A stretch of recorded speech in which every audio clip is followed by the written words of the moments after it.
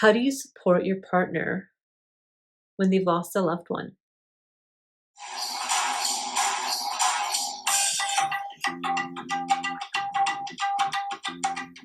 Hi there, and welcome back to Ask Dr. Syra, the show where I answer your questions about personal growth, mental health, and relationships. So today's question comes from Han. Han says, how can I best support my partner through grief after their mom died?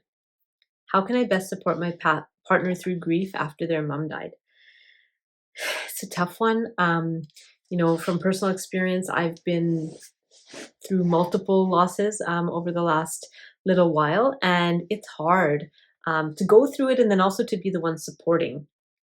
As I first want to start by talking about the stages of grief or the different elements that can come up when we're grieving. So you've probably heard about this before. It's Elizabeth Kubler-Ross's model that says there's 5 different kind of elements to grief. She's, it's been called stages, but she's also said it's like not like it happens like this, and this. It's like these different elements. So there's, shock and denial. There's anger, bargaining, sadness, and acceptance, and not necessarily in that order. And so knowing that your partner will likely be experiencing some of those different emotions. And sometimes it can feel like crazy making, like one minute they're sad and the next minute they're mad. And then they're like, oh no, this didn't happen. But that's part of the grieving process. And so not to take it personally as your partner kind of navigates the ups and the downs of the bereavement process. That would be the first thing I would say, is to know that it's not you, to not take it personally and to just hold the fort for them. So how do we do that? There's this concept that I've talked about before. It comes from Dr. Chuck Spezzano, where he talks about standing in the sacred fire. And what he means by that is when we have a loved one who's going through something very difficult, or they want to tell us something that's very hard to hear, you can adopt this posture of standing in the fire, standing in the sacred fire. And what that means is it's like you just hold it. Like whatever's coming at you, you just catch it, right? You don't let it hurt you. You don't let it hit you and create damage. You also don't like fight back with what's and get defensive. You just kind of let everything land.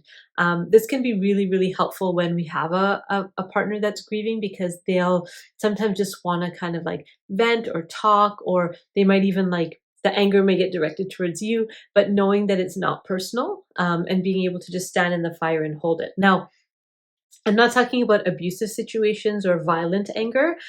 This is more about, emotional upset, and where your partner's just not acting themselves because they're going through a grief. So learning to stand in the sacred fire, to not take it personal, to not make it about you, and then really important to not bring it up later, right? Whatever they said in that moment of pain, to not bring it up later and say, well, remember when, la la la, right? Because your intention in that moment is to simply let them get it out and not let it stick to you. So that's another thing that could be very supportive to your partner, is the willingness to stand in the fire.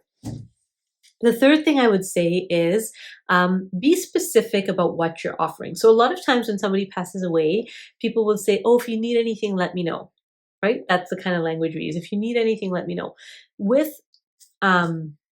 I would say actually this is for everyone, not just with your partner, but anybody you know who's lost a loved one.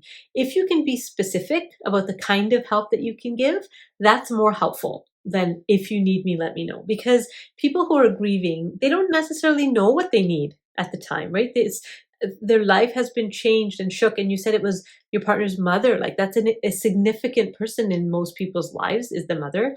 And so they might not even know what they need. So one of the things that a lot of people do is they send flowers, or they send meals, or they make meals.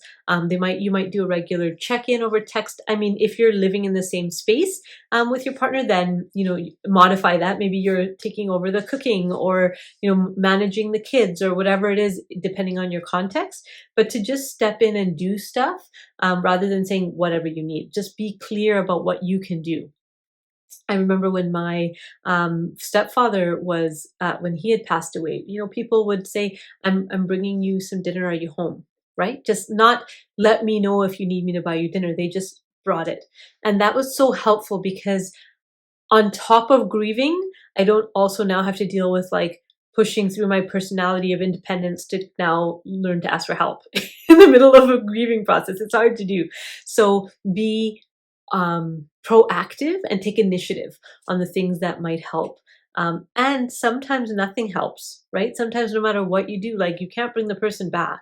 And so sometimes it's just a matter of being able to sit with them in their discomfort and not trying to fix it or change it or make it better, but just let them be sad or mad and sit with them through that and not fix it, which is really hard to do.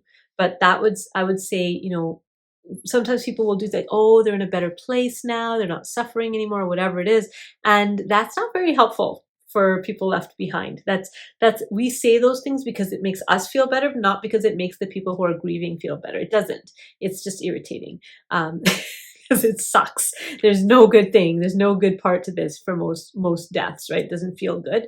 And so not trying to use those platitudes and those blanket statements, but just showing up, being willing to be uncomfortable as they sit in their discomfort.